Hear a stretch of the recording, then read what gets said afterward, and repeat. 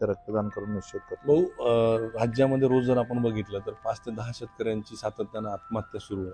सरकार कुठं कमी पडते का या सगळ्या आत्महत्या सरकारचं लक्षच नाही. सरकार जुगलेबाजीमध्ये कधी मराठी वाद, कधी कबर, कधी वाघ्या कुत्रा, हे व्यवस्थित काय केलंय, जे सत्तेत असणारे लोक मूळ मुद्द्यापासून दूर नेण्यासाठी स्पेशल यंत्रणा राबवतात आणि स्पेशल यंत्रणा राबवून लोकांच्या दिशाभूल करण्याचा सातत्यानं प्रयत्न करतात.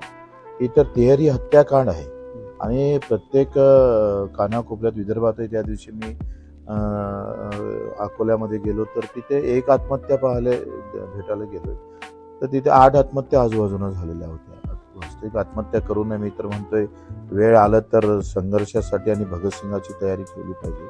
पण ही आत्महत्या सत्र थांबावं आणि एक मोठा